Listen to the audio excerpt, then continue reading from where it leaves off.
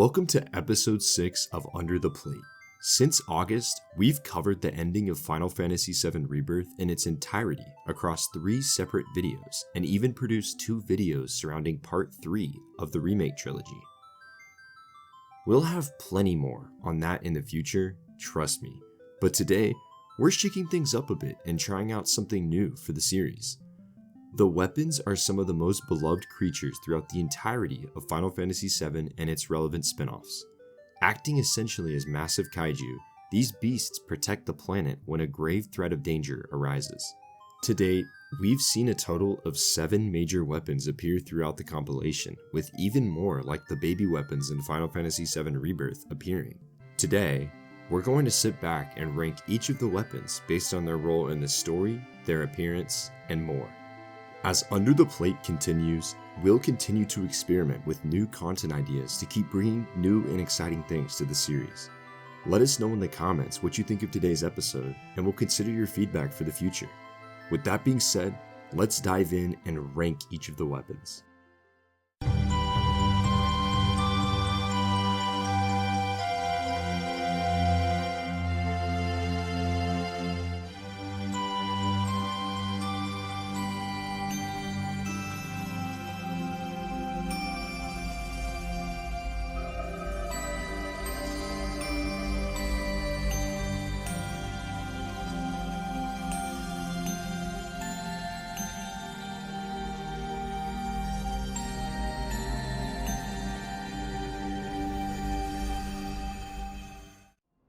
Alright, to start things off, let's just go in order of appearance for the weapons. So that would make Sapphire Weapon the first one. What do you think about Sapphire Weapon's design, Noah? Well, I have to say, Sapphire Weapon looks pretty cool if you ask me. I mean, this guy just rose up from the ocean and it almost looks like a sea creature of sorts, and I think that's pretty unique compared to the rest of the weapons.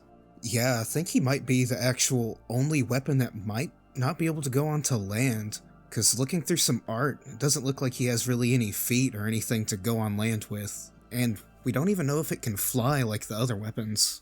Yeah, unfortunately, Sapphire Weapon was pretty short-lived, but he did do good things. I give him props. Yeah, he did save Tifa after all, but he just kind of got blown up after that. Yeah, it's kind of funny because the Junon cannon essentially just blasted its head off, and he kind of just sank to the bottom of the ocean, which is interesting, at least for me, considering that there's just this giant crater at the bottom of the ocean, and I wonder if that had any future implications beyond what we saw in the original game, you know? There's a chance that the third part of the remake trilogy could expand upon it, because Sapphire Weapon's barely in the original. In fact, it's not even mentioned by name until like some later material. Yeah, it's in the Final Fantasy VII International, I think. That 4th disc, that extra bonus content, that's kind of where they addressed it. And yeah, I definitely agree. I think it could get expanded quite a bit in part 3, talking a little in the future here. But I mean, you know, Sapphire Weapon's whole deal is that, you know, he shoots this beam and it breaks open the room that Tifa's in and frees the gas chamber, so she's able to not die, essentially.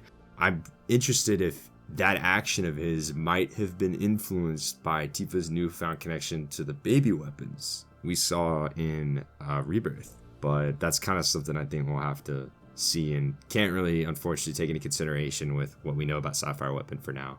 Definitely think his design's cool.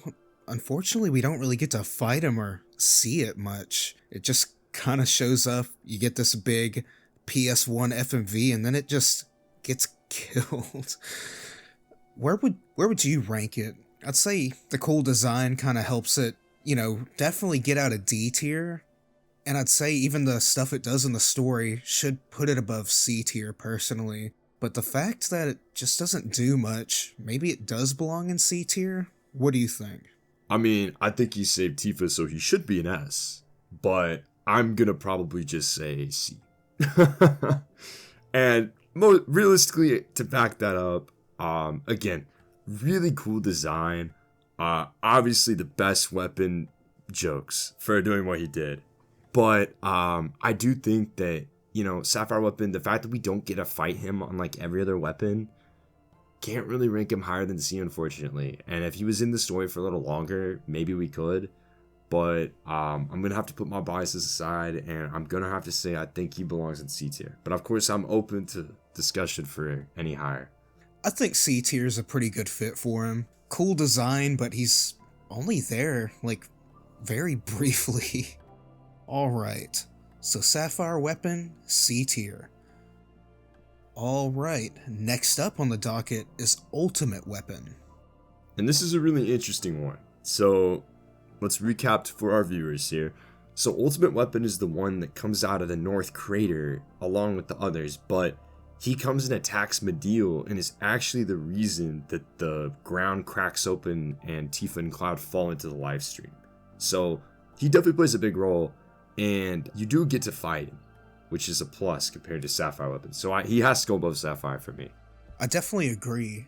I think Ultimate Weapon's design's pretty cool. It's a little close to some iterations of Bahamut in a way, but he does cause like one of the best scenes in FF7. Plus, we actually do get to fight him. And the thing is, he just kind of, when he shows up along with the other weapons, he just kind of goes off and just shows up like when he's needed in the plot. Right. I will say one of my favorite things when I played Final Fantasy 7 years ago is the way that you get him to land is just running into him with the high wind. I think that's pretty cool. Minor mechanic. I'm interested to see if they keep that in. Dude, surely. Whenever we fly around with the high wind, if we have to just ram into this giant beast, which I think would be really funny. Imagine like having one of those like adaptive trigger QTEs like at the start of Rebirth. Oh, absolutely, yeah. You gotta boost the high wind's thrusters and ram him. I'm very interested. I'm very interested in where and how they end up handling that. But I would say for me, because here's my thing. Ultimate Weapon causes, not debatable, the best scene in Final Fantasy VII. So he gets a boost there. And you get to fight him, and I think the mechanic of fighting him is pretty dang cool. Oh man, I'm honestly gonna have to say A. Yeah, I was gonna say A. I think he does enough. Not enough to be an S, but he does enough to get an A. I completely agree. He looks cool, you fight him, he causes an excellent story moment that just makes like Cloud and Tifa just so much deeper as characters. Absolutely. Plus it's pretty funny how he just kind of goes off at the start and doesn't start wreaking havoc immediately like some of the other weapons. No, he definitely had a ploy. He was waiting to mess with the party. Or, like we said with Sapphire Weapon, maybe his attack was solely to get them to fall in the live stream because the planet knowledge knows or something. I mean, who knows? Part 3, man. True, and especially if we tie that in with like Tifa's new connection with like the baby weapons. And the weapons are basically extensions of like the planet's will. So they probably could do something even more interesting with that. Alrighty.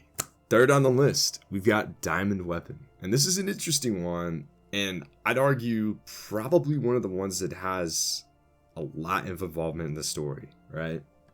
I definitely agree, because, like, Sapphire Weapon just kind of shows up and dies. But Diamond Weapon's one of the weapons that you actually get to see a pretty good amount of.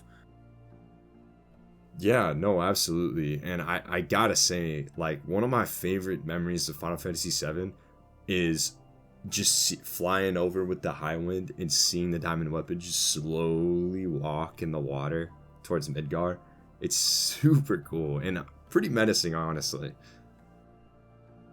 Like, I remember, just waiting there for him, just watching him slowly make his way to try to destroy Midgar. I think we definitely have to rank him above Sapphire Weapon, because, we actually fight him, plus they kind of make that whole, his whole siege on Midgar, like an interactable set piece almost.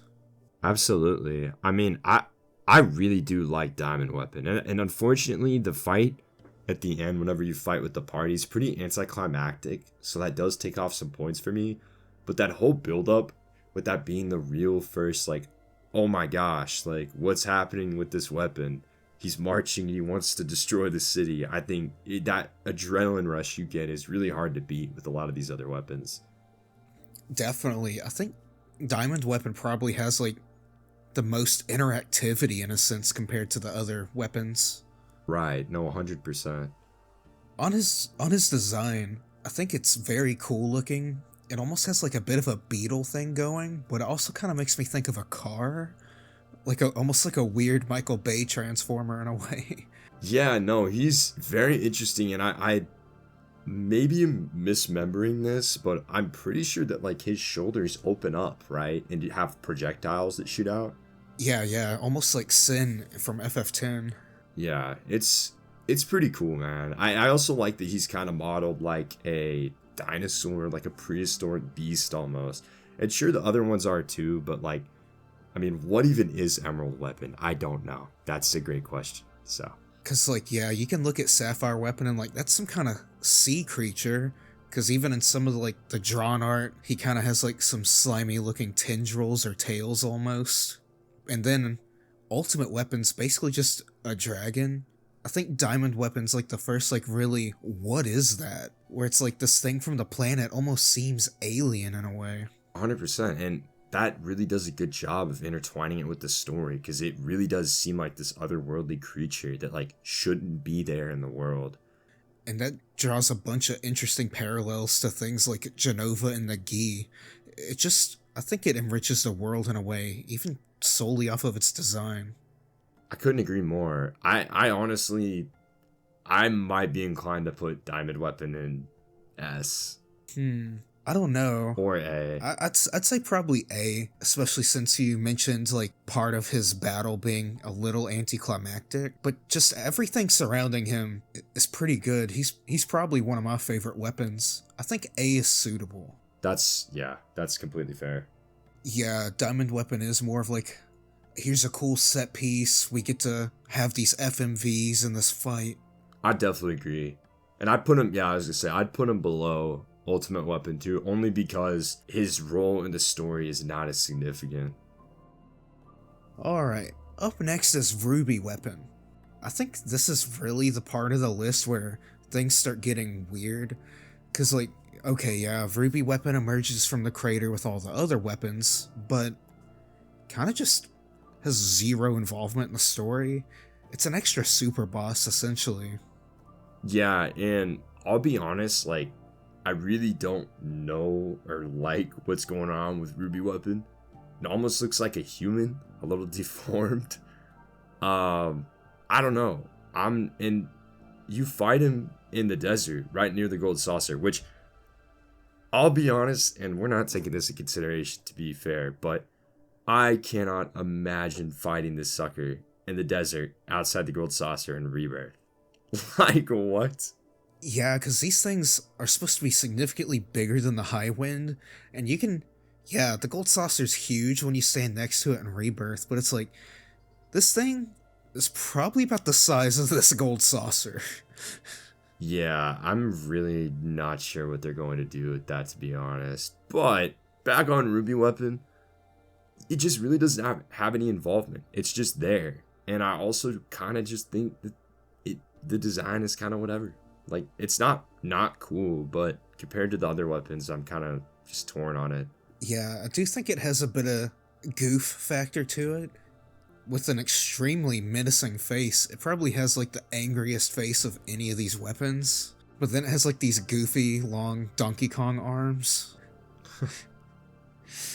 Yeah, I don't really know what's going on. And again, it's kind of funny. We'll touch on this with Emerald, I'm sure. But in the original Final Fantasy VII, and we're talking about the one that came out in Japan on release, Ruby Weapon was not a thing, nor was Emerald Weapon. Yeah, they added those. Yeah, that was back in the day when, since we'd get localizations quite a bit later than Japan, they'd just, throw in some bonuses. And that's how things like the Final Fantasy Internationals and like Kingdom Hearts Final Mixes became a thing in Japan, because it's like, right. Oh, Europe and America got some extra stuff, so we'll give it to the Japanese players. So, Ruby Weapon is a little tacked on. That's something I'd like to see them rectify in part 3, though. Yeah, it definitely feels like there's a lot of room for expansion, especially with all of the weapons in general. Like, I do think that we could get really cool backstories for each of them. Maybe even like, this weapon responds to this, or it's responsible for this within the planet. Because again, like we said, these are essentially extensions of the planet itself and its will of thinking. So I think it would be really cool, and I do hope I think they probably will expand upon it. I can't see why not. I mean, look what they did with the last 2 games. But yeah, I don't know. Where would you rate this one? I was also thinking, oh yeah, also gotta say that I'm not a big fan of that fight. Just getting characters like thrown out of battle just straight up. No, absolutely not. So it is kind of a gimmicky super boss. I'm kind of thinking D. Yeah, I'm thinking Ruby Weapon's probably gonna have to fall in D tier. Like, out of the weapons we've looked at so far, I think its design isn't the best. Its fight is a gimmick, and it doesn't even get like any cool moments in like the story or anything, or cause anything. It's just kind of wandering around in the desert. Right, and we've got some weapons on this list that have similar quote problems as Ruby Weapon, but the way you get to them is way better. So yeah, I've got to say this has to be in D. I mean, and I really do hope that changes in part 3. I'm expecting part 3 to make all weapons S tier. One can hope. Tall order, tall order. Alright, let's take a look at Emerald Weapon next. Gotta say, right off the bat, his design is so funny. It almost makes me think of like a weird like toy soldier tank. Yeah, it's quite interesting, and I did find it really funny that they opted to include this design. I want to say, was it in Costa del Sol, or was it in Tifa's room? I don't remember. One of the 2 in Rebirth, the design is there on a poster. Like, we know this is the same design. And yeah, man, I really have no idea what's going on here. Like, it looks like a mustache with legs. You're kind of right. It almost makes me think of like that big, huge, like Game Boy Advance Fire Emblem Knight armor. Where it's just like huge and clunky. Yeah. I bet Rebirth could mention like, oh, maybe it's so bulky since it's underwater, you know, like to sustain all that pressure. Yeah, I'm not really sure, because it's like, you almost think that it might kind of be armor or something, but I don't really know. I mean, it's hard to tell with, granted, the 1997 Final Fantasy VII polygons only allowed so much detail, so it's kind of hard to tell what exactly these weapons are going for. But yeah, I think it might be armor or something. I'm not really sure. I do really like the like fin / wings that he has on his back though, because it kind of, not necessarily like a shark, but it just kind of looks cool. I mean, that's kind of what we're here for, right? Definitely. But yeah, once again, just like Ruby Weapon, it's entirely optional.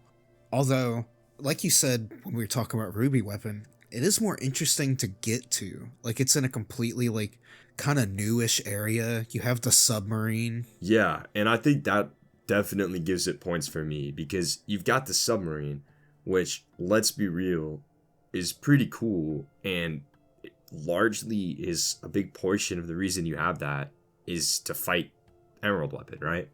You don't really do much in it, and I'm sure that they're going to expand it, and I'm so excited to see how they do it in part 3.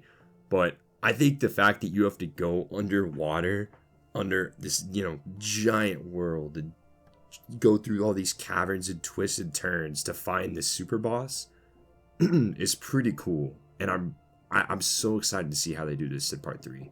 And I also think like the gimmick in its fight is more appealing than the one with Ruby Weapon, because Ruby Weapon, it's like, oh wow, you just threw one of my 3 party members completely out of the battle, hope that doesn't happen again. But this one's like, what is it, unless you have a certain materia, you have like 20 minutes ticking on the timer. Yeah, no, it's a timed super boss, so I definitely think it adds to the challenge, and I really think environment carries this one for me, for sure. I'd say it can fit in C tier with the Sapphire Weapon personally. Yeah, that works for me. Like I think its design is I'll put it in C tier, but after Sapphire Weapon. No story involvement hurts it. It hurts it a lot. Come on, part 3. Come on. Up next, we've got the Jade Weapon. And the Jade Weapon is not one I hear many people talk about. I really don't. And that's because it was in Before Crisis, which, in Square Enix fashion, is a mobile game that does not exist anymore. So. Yep. So, like, really, our only chance of being able to see this guy again is, like, in Ever Crisis. And they haven't even touched the Before Crisis storyline yet in it, have they? No, they really haven't. And I will say, I'm not too brushed up on Jade Weapon, but I would assume, considering it took place before Crisis, it is done and not a thing anymore. Because it's, right, if it was awakened, it was destroyed. Yeah, it was either destroyed or, like, just put back to sleep or something. But I gotta give Jade Weapon this. That's probably the sickest weapon design to me. It's, like, so cool looking. It's like a weird, like, insect, like, stealth jet. It's pretty cool looking. 100%. And yeah, I just verified. It did, as I thought. The Turks did destroy the Jade Weapon. So it's no longer a thing, but yeah, man, the ship and looking like that, it's pretty dang cool. And I think it does have one of the best designs for weapons. Yeah, it's definitely probably my favorite weapon design. But sadly, it just seems horribly underutilized. Like we said, it's only in Before Crisis. They may reference it in Crisis Core. I don't remember. But it's like some small cheeky reference you can probably miss, if I'm being honest, if they even mention it at all. But like, and since like it's defeated in Before Crisis, it's like, I'm not sure how they could incorporate it into part 3. A flashback? But if that's the case, we wouldn't get to fight it or anything.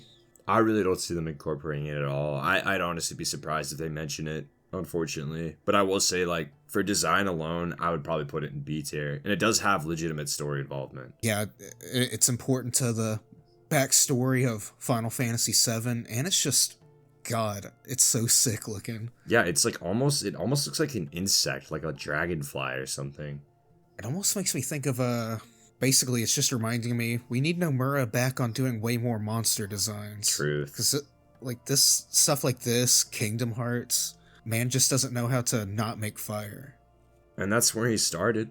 People don't realize that, but that's where he started, was with monster designs, so that would be really cool. I would honestly love to see a new weapon in part 3. That would be super cool. Definitely, especially since, like, Jade Weapon, we're unsure if they'll even use it in part 3, so it's like, at this point, why not just make new weapons? Yeah, I mean, the floor is open, and there's definitely room for it. It's just a matter of how do we incorporate these new weapons with significant story where it makes sense, while also building out things like Ruby and Emerald, which have, like, okay, they're here, they appeared.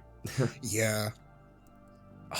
Actually, I did think of a way they probably could kind of incorporate Jade Weapon. They could probably set it up similar to how you do summon battles in, like, the VR thing. Maybe they could be like, oh, here's like a kind of like that one proto-relic quest in Rebirth where you're going through, like, the Turks VR things. It's like, oh yeah, we just have data on when we fought Jade Weapon. Here you go. Yeah, no, I'm very curious if it even gets mentioned at all, because again, it's a super niche thing that got destroyed, and the Turks were just hunting it down all over to try to destroy it. So, I don't know, I mean, anything's possible, to be honest. Definitely. Alright, we're almost to the end of this weapon ranking, so next up's Omega Weapon. Omega Weapon's only appeared in Dirge of Cerberus, but I do think just the way that story kind of focuses on what Omega Weapon is about, I think it's probably one of the more interesting weapons lore-wise. Oh, absolutely. I mean, for me, just everything that revolves around this weapon and the significance of it, especially playing Dirge after the original game, it's probably my favorite weapon story-wise, just because I think that the fact that the planet was hiding this one final ultimate weapon is so cool. Yeah, and like just it really makes you think about some of the things that they especially talk about in Rebirth as well. Like how the Gi can't join the life stream. And this weapon is just this big thing that can contain all the life stream and then fly out into space. Like it's the ultimate failsafe. And that's just such a cool thing to me. It's like, oh, the planet's too far gone, but life goes on, and it just gathers up the life stream and shoo. Yeah, I mean, it's kind of like the Promised Land in a way. Also like how it looks pretty much like Alexander. It's very inspired by that, and Alexander is definitely one of my favorite summons. I think it's really cool that, again, this Omega weapon is so deeply rooted in the story, because after Deep Ground and VII appear, that's, oh my gosh, the planet's freaking out, and it comes up and summons Omega, right? And the fact that, like, the only way to save the planet is destroying Omega weapon is so cool. And it also just kind of makes, like, to me, it makes Chaos within Vincent make more sense, because it's like, okay, Chaos's duty is to, like, destroy the planet when the planet decides that it's just done. And then Omega Weapon's like the savior. But Chaos is just doomed to like sit on like a destroyed Earth with no life stream. Like its one job is to destroy. And I think that makes Vincent interesting, and especially how he has to grapple with like this being, this chaotic being trapped inside him, that it has just like only a duty to destroy, pretty much. Yeah, no, it's definitely something I think they're going to expand upon in part 3, especially with his backstory and Lucretia and everything that goes on with that, and him just coming to terms and learning to balance that. And I think that's something that will be really cool to see, and I wouldn't be surprised if we see hints or something of Omega Weapon in part 3, just simply because this whole project is about tying together the trilogy. We've already seen Deep Ground's active, we know they're there, so I mean, is it really a crazy stretch to say that Omega Weapon might get mentioned or crazy enough even appear? I definitely think Omega Weapon has to at least be teased in some way. Now, I guess a lot of this hinges on what are they going to do with Dirge of Cerberus, but that's a topic for a different video, so we're not going to really get into that. But we definitely have thoughts. Definitely. But I don't think we'll see Omega Weapon in part 3 in any, like, battleable state. I think it'll just be mentioned, or they talk about some, like, mythology or legends that you can find. No, 100%, especially considering, again, the only reason that this thing appears is like, okay, yeah, everything's gone to haywire, we're destroying the planet, which is crazy. And that, even Sephiroth in the original game, that didn't happen. So I just can't see it happening without changing the story like a ton, and I don't think, obviously, as we've seen, they're not. So yeah, I don't expect it to be in part 3 at all. Where would you rank this one? God, just like the concepts and design honestly make me want to put it in S tier. I was gonna say, I really do think this one's the S tier for me, just because there's so much going on with it, and like the fact that it can like suck up the entire live stream is so cool. And it's also awesome because like FF7 has like a lot of weird like space-centric stuff around it. Like the Gi are from a different planet, Genova's from space, and like there's... We even go to space. Like, you go to space with Sid and then escape in the escape pod, but it's like, this thing's just outright leaving and going to another planet. So it also draws parallels between what you think is good, the live stream, and even it draws parallels to things like Genova and the Gi, which are like, antagonists and like pseudo-antagonists. No, absolutely. And yeah, I mean, there's so much going on with this thing, and I love that it, like we talked about, kind of peels back that layer of something that wasn't really explored in the original game. And for that, I mean, it's got to be an S for me. Design alone, it's an S. Story, it's an S for me. And you know what? I don't got anything else to say, but It's going in S tier. It's just too interesting and cool looking for me. All right, and now, so you would think these are all the weapons, right? Well, news for you, buddy. Rebirth introduced smaller weapons, possibly babies, maybe just not matured weapons, maybe not special weapons. We're not entirely sure just yet. yeah, who knows what these are? I really don't know, man. I really don't know. I've seen people online say some crazy things that make me laugh. I saw a tweet yesterday of someone saying that the weapons were Cloud and Aerith, and that's very funny. I wouldn't be shocked if perhaps the weapons were somehow tied to the world stuff that we saw. Maybe the weapons are people or beings in the live stream acting that have a strong enough will or something. Maybe. That's kind of interesting because there's also things like the final whispers and stuff you fight in Remake being, the Sephiroth remnants and all that. Maybe there is a connection there. Yeah, I mean, we love Kadaj, big Kadaj fans around here, but yeah, I would be interested to see. There's definitely something significant happening with that. I kind of alluded to it earlier in the video, but for me at least, like, I think the whole purpose of introducing these is to link the weapons and the live stream to Tifa, so she's able to access Cloud's world in part 3, and also for Sapphire Weapon to locate her, I guess, and save her. But again, that's kind of just my opinion. I really have no idea. These things are weird. There's nothing to it. I mean, remember, the weapons have ties to live stream, and in Rebirth, right? So one of them swallows Tifa, and he comes up, and remember, like, Cloud's like all knocked up on Mako poisoning or whatever, and the weapon comes up and just kind of, this giant creature just stares at you. And the quest is where she belongs. That's the name of the quest. And you, as Cloud, you have to walk to the weapon, and then a cutscene plays, and he like spits her out, levitating in live stream, right? But it's funny to me because whenever I played the game for review in February, I actually, during this segment, like, I did not touch my controller because I was like, what just happened? But also I was like, okay, hold on, let's see. And the weapon did not spit out Tifa until you walked over. So I'm very interested.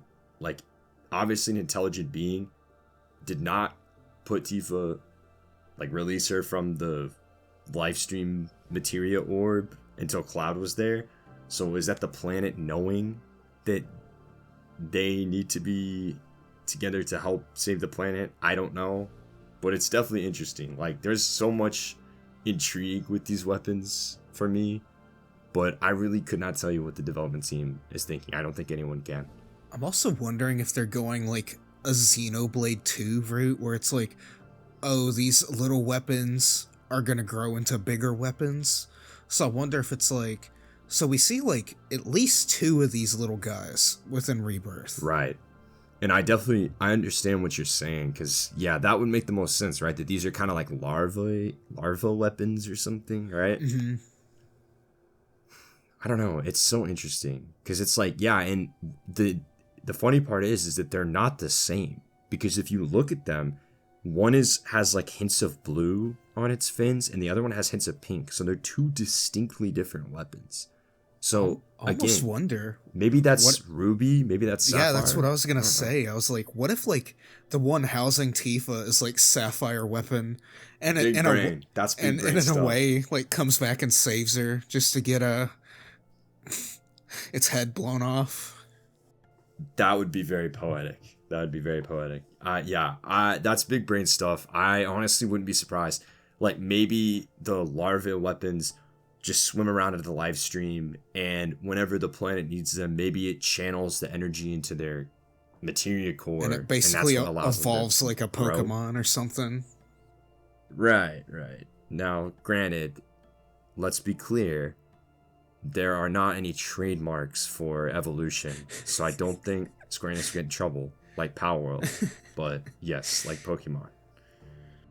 But yeah, I think the baby weapons have a lot of potential, and I think they're interesting because, as like a fan of the original FF7, when I saw them incorporate like this baby weapon, when it's like you're first wandering around that one reactor, and it's like, oh, what's that noise? And you see this like weird fish thing, it's like, that's a weapon. Like, half of those were bosses or super bosses in the original, and now you just see like this baby form of it. So I think there's a lot of potential here. I'm just a bit unsure of where to rank it. Like, I don't think it looks particularly cool. You don't, but it has a lot of story significance, or at least implications as of now.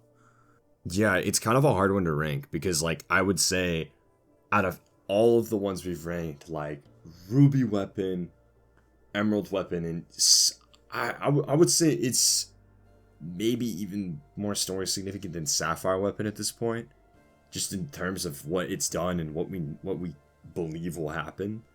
So I don't know. I mean, for me, yeah, design is not all it. It kind of looks like a weird blind fish to me. It's almost like a prehistoric like fish almost. Yeah, I mean, it kind of looks like a prehistoric like dino fish. The head kind of reminds me of like a like one of those Mediterranean sunfish, you know, like the flat fish. Oh yeah. That are, yeah, that's kind of what it reminds me of. I happen to like those fish. It's so random, but I don't know. Like, there's just not a lot to go off of here. It's a hard one to rank. For me, personally, I could do B or C. B because of the story, but I could do C absolutely because, like, we don't know enough yet, and also the design is just kind of like whatever, you know? Yeah, honestly, I'm feeling pretty C too. Honestly, I might also put it above Emerald Weapon. Like, it's cool. It's cool sure. and all, but it's like, it has actual story significance right now. And maybe if my weird little guess, like, these things could grow into the other weapons, this point could be like moot. But it's like, I don't know. I feel like C's like a good tier for like the potential. Like, it has the potential to be something greater. Oh, agreed. And like, let's be clear, you know, your point about moving it. If those weapons do end up being like Ruby and Sapphire, Sapphire is already way higher for me if that ends up being true. Like, if that ends up being true, Sapphire could end up in A tier. Yeah, I'd believe it. After part 3, we'll definitely have to revisit this, and I'm sure I would be shocked if we didn't have some kind of new weapon too. Now that we're talking about like the new weapon, I'm like, what if they just outright replace like Jade Weapon with like something more significant? I don't know. Yeah, I really don't know, man. I think there's so many routes that they can go.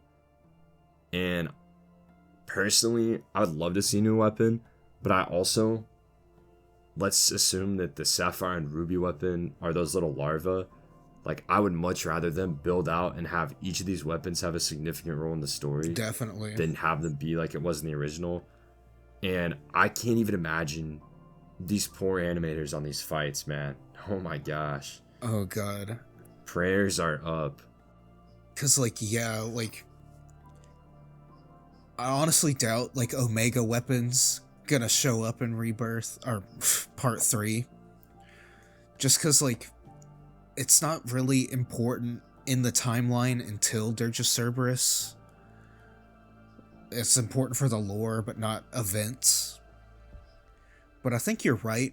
I think what the team needs to do definitely is like expand upon like the weapons that are significant to FF7. Because it's like, please give Ruby Weapon something more. Emerald Weapon can be spruced up. And if Sapphire Weapon is that baby weapon, that'd be kind of neat. And like, I just don't think they need to waste time exploring Jade and Omega Weapon more. Because Jade's really cool. Really cool. But it's like, that's not important. Well, at least what we figure is not important to part 3. It's not. It's not important to part 3. And I'll be quite frank, I would be shocked if even 10% of the people watching this series so far know what Jade Weapon is, because it's been mentioned that little, and it was only available in a Japanese mobile game. Yep. That was on a, like, one specific type of phone or something, or like one app store. Yep. Now, granted, like we said, Jade Weapon will be in Ever Crisis. Now, let's talk about that for 15 seconds or whatever. Ever Crisis is not getting to Before Crisis for, gosh, who knows how long. I would be shocked if it got there. I'd be shocked if Before Crisis, or too many crises. I'd be shocked if Ever Crisis is still around and running and new content when Part 3 comes out. I honestly would be. So, we'll see. We'll have to see. Yeah, like, and even then, it has been changing stuff, so who knows what, like, role Jade Weapon might even have in Ever Crisis. Because right now, they're still building up, like, what? First Soldier? And we have yeah, and they're also holding out on the original FF7 storyline, because it's like, oh, well, they haven't shown, like, anything for, like, Sid or anything. So they're definitely holding out for Part 3. And, like, we don't even have all of Crisis Core in it. Yeah, and the other thing is, like, with Ever Crisis and the original game, it's really challenging for them to do this, right? Because if you'll notice, the models are remarkably similar. So you're spoiling people and spoiling Part 3 by including stuff that will be in Part 3 in the main game. In my opinion, what they should be doing is take it back to the drawing board, finish out Crisis Core. I don't know how that's not done. We've got First Soldier Chapter 2 going on right now, talking about the origins of the Masamune. You can keep that going. And also, like, let's get some Dirge or some Before Crisis going, because that stuff isn't necessarily impeding on Part 3, right? Yeah, and if anything, I think having some Dirge, well, they might want to save Dirge for a possible remastered release. But True. put Advent Children in there. Aren't they supposed to be doing that? That's like the shortest part of the compilation. No, it is, and I'm still secretly holding out that Advent Children somehow gets turned into a game with expansion, but we'll see. Pipe dream. Yep. I think the FF7 hat is getting hung up in 2027 whenever this game comes out, because it'll have been 30 years and it's time to let it rest. But it's been a fun journey, and hey, I mean, we will get Advent Children in game form at least with Ever Crisis, you know? Definitely. And I guess, like, the main thing about Ever Crisis is, like, they, like, in regards to the weapons, it's like, that just hasn't been keeping up enough momentum to even, like, show us, like, oh, here's some Jade Weapon, or even, like, some Omega Weapon from Dirge. No, it really hasn't. The only reason I log in is to get the new Tifa outfits, and I log out. Yep. Gotta see me wasting stones to get stamps on a card for an outfit. Instead of showing me Jade Weapon. Like, what is this? I think that about does it for our tier list. So, to recap, we've got Omega Weapon in S tier. We've got Ultimate Weapon and Diamond Weapon in A tier.